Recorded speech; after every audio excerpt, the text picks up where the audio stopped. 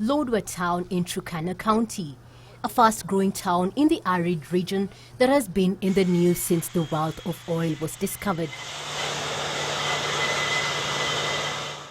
It is a town with poor infrastructure.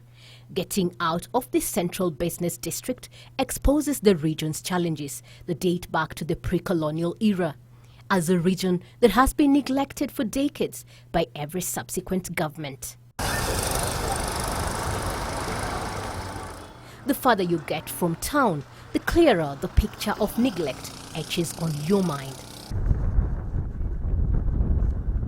A sorry state of infrastructure lets you in on the sacrifice residents have to make to move from one place to another. After several punctures, we get to Kalkol town at the shore of Lake Turkana that has gained prominence for the thriving fish. But something's happening, and the business is no longer lucrative. It has everything to do with this, Lake Turkana.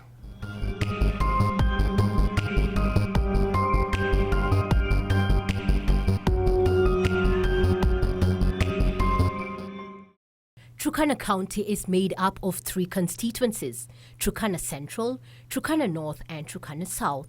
The region is poor with loose soils that can barely accommodate plant life. But the region is also guilty of perennial failure to convert environmental blessings into life-supporting wealth.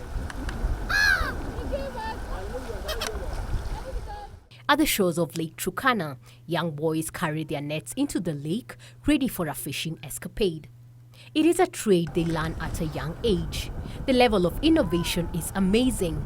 The young boys learn how to make crafts which they use to make their catch. They seem comfortable. The fishing experience seems so effortless.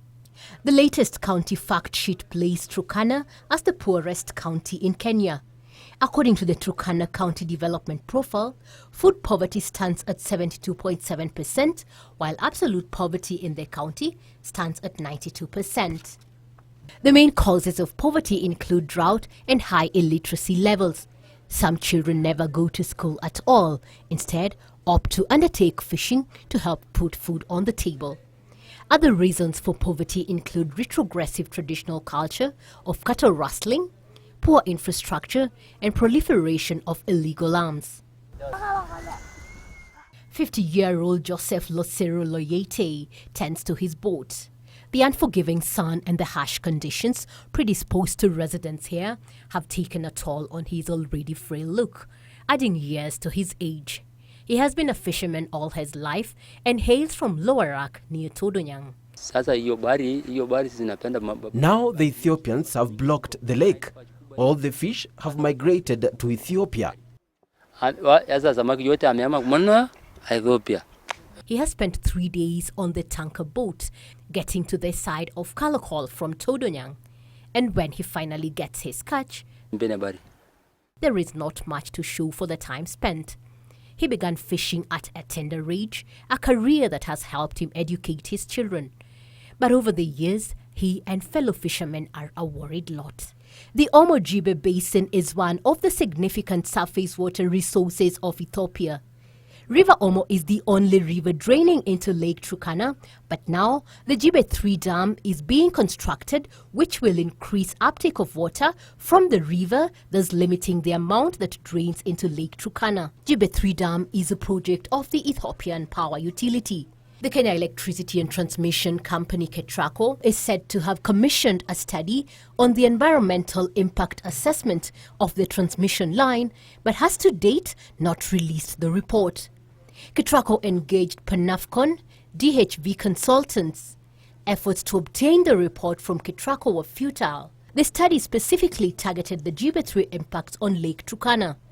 KETRACO only sent us a document on the final environmental and social impact assessment report on the proposed Ethiopia-Kenya Power Interconnection Project. This study assessed the power trade between Kenya and Ethiopia.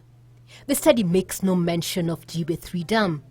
Unlike other preceding studies, the Panafcon or DHV study was curtailed for reasons that are unclear. There was supposed to be a final stakeholder workshop on this study, but it was cancelled and the consultant was then instructed to finalize their report.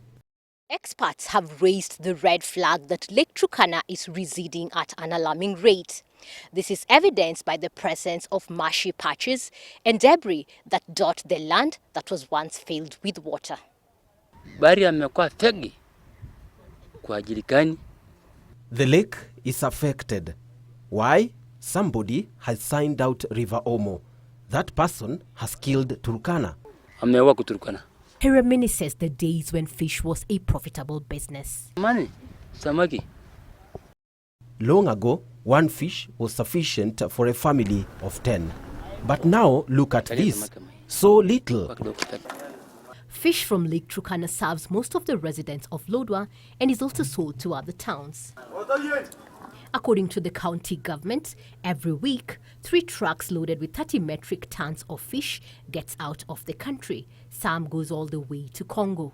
The long term, in terms of the development of GIBE 1, 2, 3, and probably 4 and 5, as the plan stands, it might actually have a severe effect to the water, to the volumes of the water in the lake.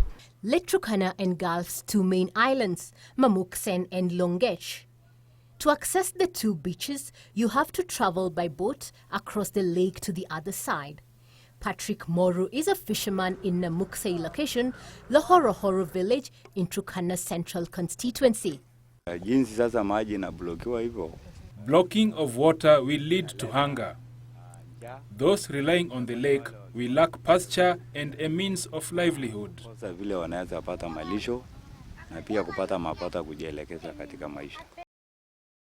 In the next edition, I speak to scientists to explain the hydrological risks facing Lake Turkana. Rosalia Opondo, Channel 1 News.